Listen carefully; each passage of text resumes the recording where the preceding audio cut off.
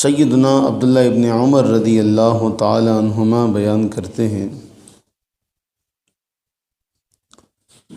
کہ رسول اللہ صلی اللہ علیہ وآلہ وبارک وسلم نے ارشاد فرمایا، اذا جاء احدکم الی الجمعہ فلیغتسل۔ مختصر سا جملہ فرمایا کہ جب تم میں سے کوئی شخص جمعہ کے لیے آئے تو اسے چاہیے کہ وہ غسل کر کے آئے۔ اس سے معلوم یہ ہوا کہ جمعے کے روز جمعے کی نماز کے لیے غسل کرنا رسول اللہ صلی اللہ علیہ وسلم نے اس کا حکم دیا ہے۔ اب یہ مختصر سی جو روایت ہے اس پہ دو باتیں بہت اہم ہیں۔ ایک تو یہ کہ مسند احمد میں ہی یہ جو روایت ہے یہ 24 مرتبہ آئی ہے۔ کتنی مرتبہ آئی ہے؟ اور حضرت عبداللہ ابن عمر رضی اللہ تعالی عنہما کی ہی مسند میں حضرت امام احمد بن حنبل اس کو 22 مرتبہ لے کر آئے۔ تو ہم نے اس روایت کو اگر دیکھا جائے تو ہم نے آج مسند احمد کی کتنی روایتیں پڑھ لی؟ 24 روایتیں آج ہم نے پڑھ لی۔ حضرت عبداللہ ابن عمر کے حوالے سے تو 22 ہو گئی۔ اچھا، پھر یہ روایت بخاری میں بھی ہے، مسلم میں بھی ہے، متعدد صحابہ کرام علیہم رضوان سے مروی ہے۔ بعض اوقات ہم سے بعض جو اس فن حدیث سے یا اصول حدیث سے واقف نہیں ہوتے، وہ ان کے دل میں یہ سوال پیدا ہوتا ہے، جی اتنی تھوڑی سی جو مدت ہے اس میں اتنی زیادہ احادیث کیسے ہو گئی؟ تو بعض اوقات یہ بھی ہوتا ہے کہ ایک روایت جو ہوتی ہے وہ متعدد بار آتی ہے، لیکن جو ائمہ محدثین روایت کرنے والے ہیں وہ جب بھی نقل کرتے ہیں، مثلا امام بخاری رحمہ اللہ، وہ جتنی بار بھی ایک روایت کو لے کر آتے ہیں تو اپنے دوسرے استاذ گرامی سے لاتے ہیں، یعنی سند بدل جاتی ہے۔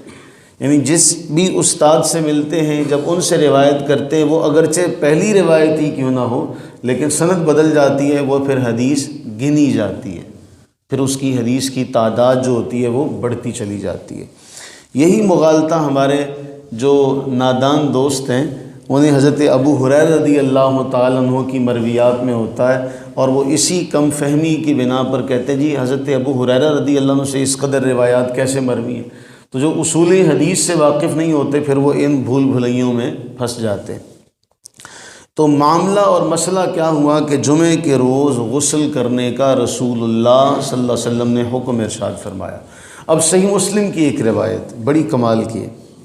اللہ کے نبی علیہ السلام نے فرمایا، جس نے غسل کیا، جمعے کے دن آیا اور جتنی اللہ نے اس کے مقدر میں نماز رکھی تھی وہ ادا کی، خاموشی سے امام کا خطبہ سنا، یہاں تک کہ امام خطبے سے فارغ ہوا اور اس نے امام کے ساتھ نماز ادا کی، تو جمعہ اور اس سے قبل جمعہ اس کے مابین جتنے گناہ تھے وہ معاف کر دیے جاتے ہیں۔ اس سے 3 دن زیادہ بھی۔ دو باتیں بہت اہم ہیں کہ اس جمعہ اور اس سے قبل جمعہ کے مابین جتنے گناہ ہیں وہ معاف کر دیے جاتے ہیں، اس پر 3 دن اور بھی زیادہ کر دیے جاتے ہیں۔ اس کی حکمت ائمہ محدثین نے یہ ذکر کی کہ اس لیے کہ قرآن میں اللہ رب العزت نے فرمایا، من جاء بالحسنہ فلہ 10 امثالہا، کہ جو ایک نیکی کرے اس کے لیے 10 گنا ثواب ہے۔ پھر جامع ترمذی کی ایک روایت پڑھتے چلیں، وہ اس سے بھی کمال کی ہے۔ حضرت اوس بن اوس رضی اللہ تعالیٰ عنہ بیان کرتے ہیں، قال رسول اللہ صلی اللہ علیہ وسلم، من اغتسل یوم الجمعہ وغسل وبکر وابتکر ودنا واستمع وانصت، فرمایا جو شخص جمعے کے دن غسل کرے، بہترین اچھے طریقے سے غسل کرے، اور سویرے پہنچے، بکرا جلدی پہنچے، اور شروع سے خطبے میں شریک رہا اور امام کے قریب بیٹھا۔ یہ ساری قیدیں میں نے اس لیے وہ عربی عبارت کا جملہ جو تھا بڑا پڑا، من اغتسل یوم الجمعہ وغسل وبکر وابتکر ودنا واستمع وانصت، کہ امام کے قریب بیٹھا، غور سے خطبہ سنا اور خاموش رہا۔ فرمایا اللہ تعالیٰ اس کے ہر قدم کے بدلے 1 سال کے روزوں کا ثواب،